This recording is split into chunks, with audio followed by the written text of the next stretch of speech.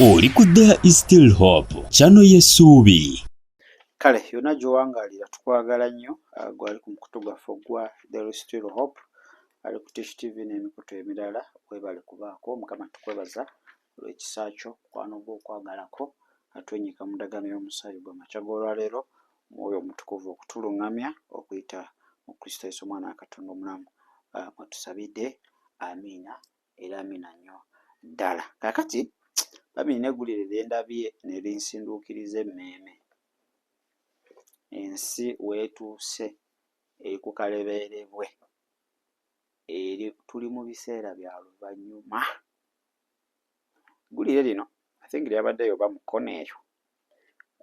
Omwana omulenzi ono yalina girlfriend we oba mukyala we. Mukyala we oyo ng'alina abaana, kirabika be yali yazaalako. Kakati obuvubuka ono ng'agenda awamba omwana wa myaka 2.5. Wamala omuwamba ng'adduka naye. Wadduka naye ng'aba akuba essimu abanja oba nga bagamba mutansindikira mitwalo 2. Emitwalo 2 gye twogerako si egy'e Kenya. Kuba egy'e Kenya gibeera mitwalo ng'emeka? Gibeera mitwalo nga 54. Emitwalo 2 gye twogerako si gya ddoola. Kuba emitwalo 2 egya ddoola almost obeera mu miliyoni meka? Obeera mu miliyoni nga meka? 7 mu something. Emitwalo 2 gye twogerako gya Uganda. 2 egy'e Uganda. Mwana mulenzi we yasabye ssente ezo, ndowooza oba ne balwawo zimuwa oba ne bagaana, natta omwana. Natta omwana w'emyaka 2.5 bamumye emitwalo 2. So sad. Kibi nnyo. Ebyo ggulire eryo mpera nga n'omubiri gwawe gwesisuwadde. Neŋŋamba kiki bino ebiro bye tulimu bizibu. Nenzijukira ekyawandiikibwa kiri Matayo 20:12. Obubi bujja kweyongera mu biro eby'oluvannyuma. Obubi bujja kweyongera. Imagine this. Emitwalo 2. Singa yasabye miliyoni 2 waligambye oba yayagala ssente. Okitegeera? Yayagala ssente, obwavu biki. Naye emitwalo 2 gino amazima gikola ki? Nga waliyo abatagirya na breakfast nga tegimala. So, sitaani awambye abantu. Kankuwe eggulire eryo osooka olirabe muganda wange. Ensi yo weetuuse eri ku kalebeerebwe. Sooka olirabe. Si ddungi nnyo naddala eri abazadde ngaffe abalina ku baana. Naawe asuubira okuba nga ofuna omwana olaba ebintu ebifaanaganako weebityo. Simanyi we tulaga. Kanzije. Poliisi Mukono ng'eduumirwa DPC n'akulira okunoonyereza ku buzzi bw'emisango bakutte omuvubuka Waswa George ow'emyaka 29 agambibwa okuwamba omwana Yiga Vianney ow'emyaka 2.5 gyokka ng'ono yali wa muganzi we Nakate Margaret oluvannyuma n'amutta olwannyina okulemererwa okumuwa emitwalo 2 gye yali amukanda ku ssimu nga bwe twakulaga mu mawulire gaffe agataliiko nfuufu ku lunaku olw'okutaano. Kati akubira maama w'omwana n'omugamba sindika ku ssimu yange emitwalo 2, otasindika mitwalo 2 linda kirango.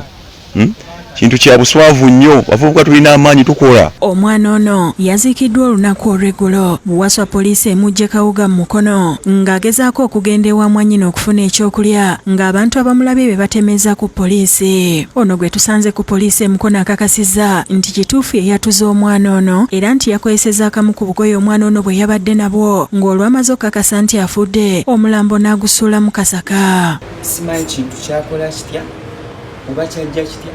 Ngenda okwekanga nange nga mugudde mu buki mu bulago nga maze mutuga namusuula bwenti mu buyuukiyuuki ku lugundi ku miti.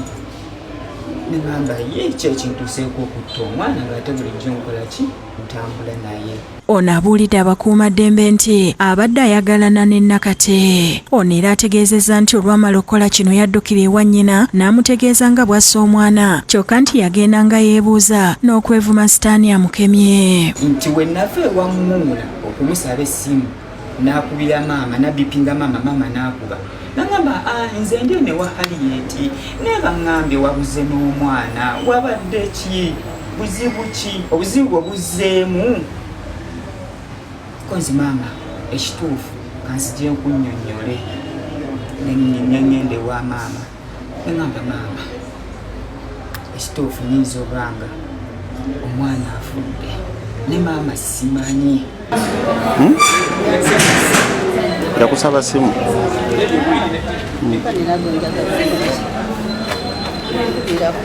ababuulidde nti ensimbi emitwalo 2 gye yali asaba yali ayagala transport asobole okuzaayo omwana ono. emitwalo 2 ndi n'omwana emitwalo 2 gyaki nemugamba ndi n'omwana ku gundi naye gye tugenze tetulina transport ko ye nedda mulinye muleete ki nze nkusasule. Tutuuseeko ku kyalo Namayiba gye tusanze maama w'omwana n'abafamire ne bekkokola ekyaliwo kyokka ne beebaza bukedde olw'okulondoola ensonga yaabwe. Omutemu yatutira omwana waffe akwatiddwa twetwagala tumulabeko maama w'omwana ono amulabeko osanga ayinza okukakkana omutima. Kitaye w'omwana Matove Emmanuel asabye gavumenti n'ekitongole ekiramuza okukangavula omuvubuka ono nga bwe kigwanidde. Kibimu kyeyakoze omuntu oba kyankalanye ne mukyalawo ate ng'abaana sibaosanze musibaanawo omusango si gw'abaana omusango gubeera gugonaani mukyalawo. Abantu abalala beewuunyiza ettima lya Waswaho okutta omwana olw'emitwalo 2 gyokka. Batyo akasajja bakatuleeteko wano ku gurawundi tukalabe bakatuleetereko poliisi ekaleete omusango gugwere wano ng'ogwokero kyetusaba. Nabeera ekyokulabirako amateeka gakakole ekisinga obulungi. Akomyewo ku kaalo era ne twanguwa ne tumukwata nga we twogerera akuumibwa mu kaduukulu kaffe ku misango gy'okuwamba ne ku misango egy'ettemu. David Musika Lyankolo yakusakidde ekkulire lino ku Rwabukedde TV. Oli ku There is Still Hope channel y'essuubi. Tusaba ng'amaka gano mwe yattira omwana waffe mutunuulire maama w'essaawa zino kyetusaba nga we yaziisa omwana we poliisi etuyambe etuleetere omutemu oyo maama wa mutunuleko butunuzi. Osanga ayinza okutereera omutima bannange osanga ayinza okutereera tuli maziga mangi naye ayagala maziga mangi tuli maziga mangi endwadde olw'omuvubuka oyo omuvubuka gye annyonnyola obusungu bwe yajja ku mukazi ono atta omwana we. Baza ab'amawulire bonna mwebale kutuyamba nammwe poliisi mwebale nga naye we mutuyambe mututuusize ku muntu oyo ewali maama w'omwana tumulabeko tugume omutima. Akwatiddwa twetwagala tumulabeko maama w'omwana ono amulabeko osanga ayinza okukakkana omutima bannange tusiiba bwe tuti tusula bwe tuti tuli mu maziga agatagambika tetumanyi anaaterewa taakole ki oba taatereere. Buli lukyayongerako ekirwadde ekisinga bannaye gavumenti nze naalonga olugero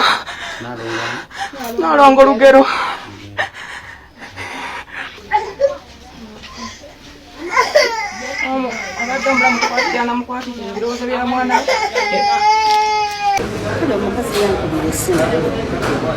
ng'ovudde ku mukazi mutabani wennyini yajja n'akugambako nti amaze okutta omwana.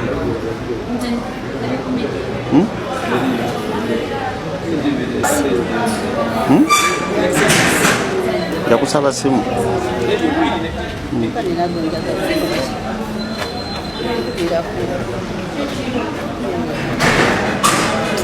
ekyokutta teyakikugamba.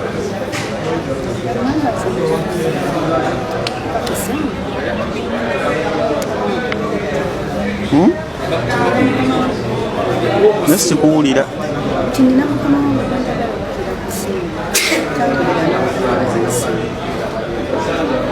waddamu kumulabako.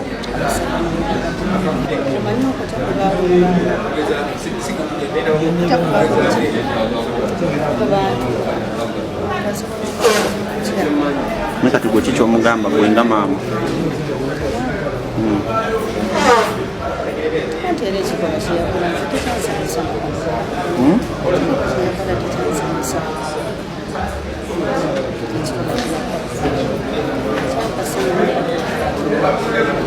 naye teyajja n'akugamba nti nasoma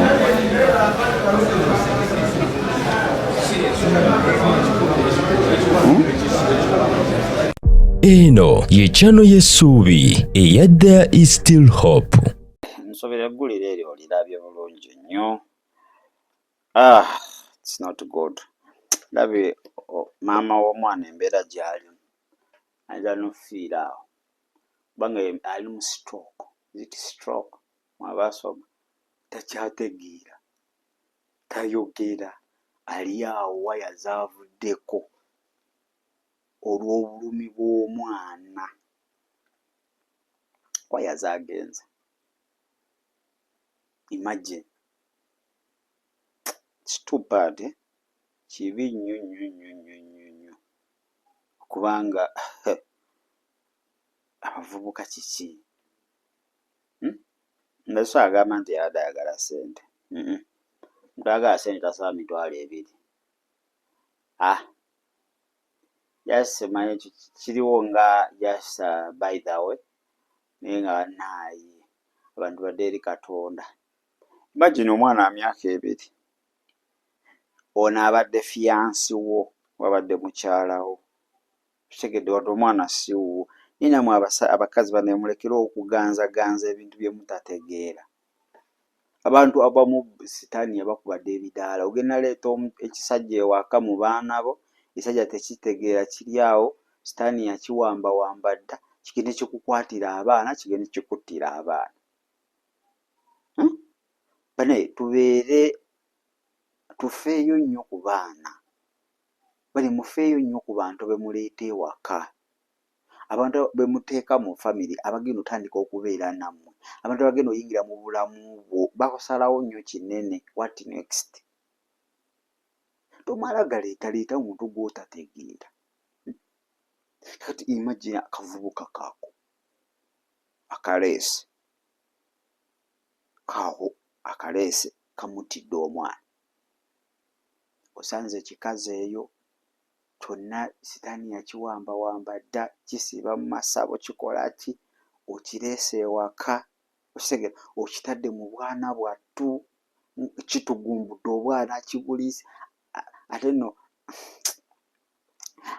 baliisiza abaana ebintu ogwo muze gw'abakyala kiwunzizza abaana bonna baana bawenze tekikuzaalidde nayo kimaze kidduse kigenze abaana baabo bawenze yebawenzezza agenze. Kati tubeere so responsible. Bantu ki betutule kugambye wickedness obubi bweyongedde. Be careful whom you bring in your family or you invite. Ani goyingiza mu family, ani goyingiza mu baana, ani goyingiza mu bulamu bwo. Banaye weegendereza emikwano gye gitukoze. Omukwano guseka naawe wano naye ng'omukwano ofuna ekizibu nga gusanyuka. Omukwano guseka naawe naye nga omulabewo ate guwa mulabewo magezi. Oyo munyigire ddala, oyo mukole kino nga lyessanyu lye. Kati imagine 2.5 years. Life has no spare. Kimaze omutta kidduka kigenze wa maama waakyo ate kikuba essimu. Jesus Christ.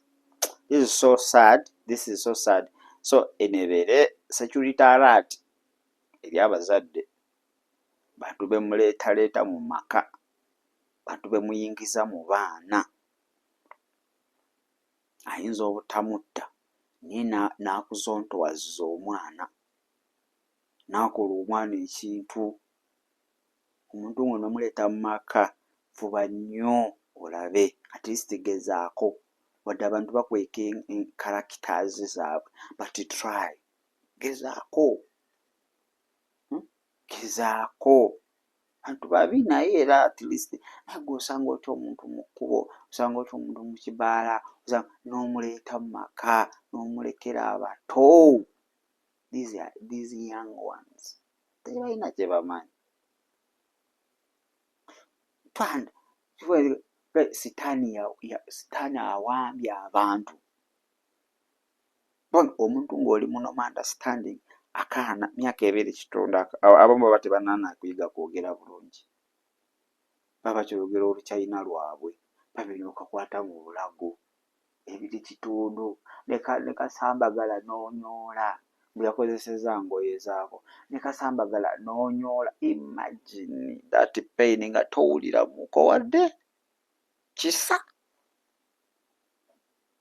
Sitaani emitima gy'abantu agikakkanyiza tegikyalina makulu. People behaving, in fact n'ensolo kati zituuse ekiseera nga zisinga abantu okutegeera. Zisinga abantu. Naye fe abantu abategeera abatondebwa mu kifaananyi kya Katonda beekolakola ebintu ebitaliimu. Naye ekyo kyonna kiva ku ki? Abantu bagaanye okudda eri Katonda. Abantu bagaanye okudda eri Katonda. People have failed to come back to God. Naye singa abantu badda eri Katonda obubi bujja kukendeera. Naye nga Bayibuli egamba nti biro bya oluvannyuma Sitaani agenda kukola nga waasobola. Kati oyo manyi Sitaani mubi. Sitaani akukozesa n'akuleka awo n'obonaabona. Kati oyo yamukozesezza, that is capital offense, murder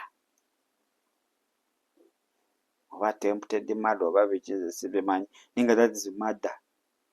Okitegeera bagenda kukutwala bakusibe nimwe bino ebintu biri life in prison mwabasoma mu njawulo ne life imprisonment njawulo ero obanga mambo ya njawulo. Okusiba obulamu bwo bwonna mu kkomera nosimanyi n'okusiba ebbanga lyonna zasibyawo. Naye kati tugeze bakusalidde emyaka 3 tugeze olina 25 oyinza ofuluma ng'olina 55 nozalaba Sitaani. Kati oyo amumazze. It is done and dusted. Destiny amaze ogikubira ddala. Okudda engulu kijja kuba kisa kya Katonda. Kugenda okujjako abeere mu prison alokoke akabirire Mukama amusaasire. Naye this is too much. 2 years. Nekirala bannange bantu mmwe obutakkanya bwammwe nga mmwe abakulu tetutwalanga ku baana. These children are innocent. Tulina kye bamanyi bubali awo. Omwana ky'omugaana kyakola gy'omugaana gy'agenda omuntu gw'omugaana gw'ayagalira ddala bo bali awo bambi. Kati gino emyaka naddala gino 2.5 gyo teginnatuuka nakumanya nti this is a good person, this is a bad person. So bwabawo misunderstanding mu bufumbo. Naye misunderstanding ezo bana tetuzireeta mu baana. Bazadde mwina abali eyo obutakkaanya bubeere wakati wammwe ababiri. Bano abaana tubajengamu obutakkaanya. Bazadde abamu wafuna obutakkaanya n'omukyala tagula mmere waka. Bano abaana b'obonereza tebabimanyi. Okitegedde abazadde abalala wafuna obutakkaanya n'omwami we tafumba. Bano abaana tebabimanyi. Okitegedde mwasa ebintu. Bano abaana tebabimanyi. Obutakkaanya bwammwe bubeere babiri ate bugwere mu kisenge. Naye bano abaana betuyingiza mu misunderstanding. They don't know anything. Musajja gwe okugaana ogula emmere okimanyi omukazi yakunyiizizza oli kubonereza abaana bo. Tebabimanyi tebabibaddemu tebeetagana bitegeera. Why don't you buy food for them? Tosasula school fees w'abaana bo. Omukazi oyo yakunyiiza, omukazi oyo yayenda, omukazi oyo amukwata mu bwenzi n'ogaana osasulira abaana bo school fees n'obasuulawo n'ogenda. Abo abaana si be baayenda. they are innocent. In fact n'ebyamwe tebaagaana bitegeera bo kye beetaaga basic needs ng'omuzadde. But it's very sad, very very sad. Katengera maama embeera gyali mu mbi nnyo. Kati ne maama tugeze waafiiraawo bano abasigadde oba ayinawo abalala bagenda beera na bulamu ki? Ye ne waba awonye agenda kubeera mu bulamu ki obwo?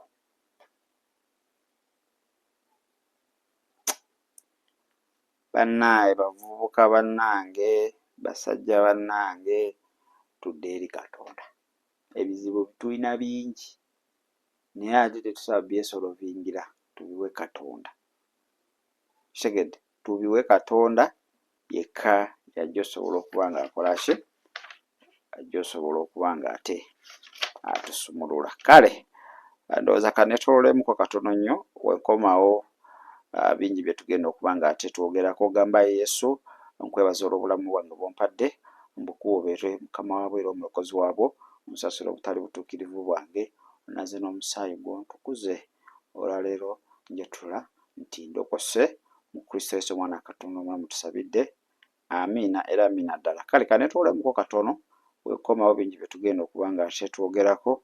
Amakya amalungi. Weebale kulaba There is Still Hope. Okumanya ebisingawo tukubire ku 0752 34 14 47 oba ku 0761 08 83 15. Osobola n'otufuna ku email eya tshitv74@gmail.com. Eno ye There is Still Hope, channel y'essuubi.